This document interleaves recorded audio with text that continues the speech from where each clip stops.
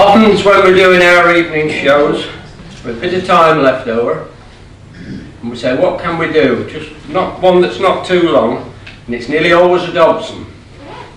This is a little story by Fred Dobson, and I expect in Yorkshire, like us in Lincolnshire, you've got lots of remains of old abbeys, monasteries, and churches and things like that. This is a little story about a man daydreaming about a day when there was a monastery not far away, and his mind is wandering.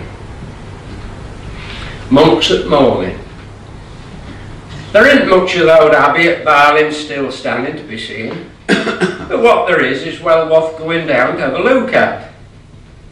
It seems as what's left is chiefly part of the arches from the bottom of the tower as stood in the centre of the abbey church, and as they say that it was about 150 foot high, it must have been a strange fine sight. Stood out there in that lonely countryside by that little river.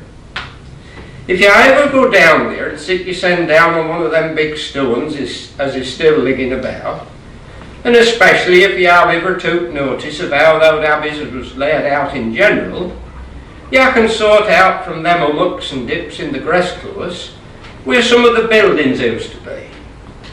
The church and the cloisters, for instance, is pretty easy to recognise.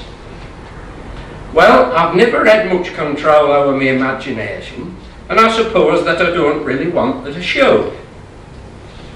And so, remembering as the book says that the monks used to keep a lot of beasts there, I sat looking at the stones and nettles and picturing the monks fetching the cows up for milking early of the summer morning. There in their long gowns, and maybe carrying an ash stick and bawling about a bit, while they got the cows into the milking shed, and then tucking up their robes under them as they sat on the milking stools, as you'd sorely not want no trailing old clothes in the cowhouse. Then the milk a squirting and sizzling into the buckets, until one old cow lets rip with that lightning quick round kick as they used to. Then poor brother Ambrose ligging there in the gutter, his bucket upside down aside on him, as he sprawls in the straw and the milk, and out else as ligs round in cowhouses, while brother Ambrose says a few hearty Ave Marias, just as any cowman would today. Well, maybe.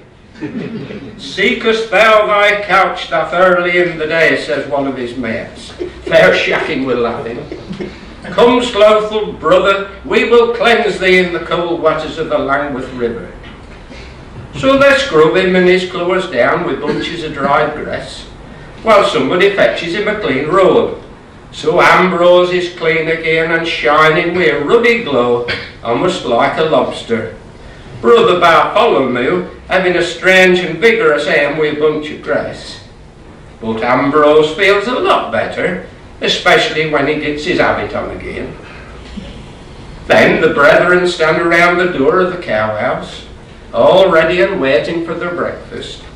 And Brother Hugo sniffs at the air and says, "By gum, I'm ready for my breakfast. Doesn't that dry bread and cold water smell good this morning?" Thank you.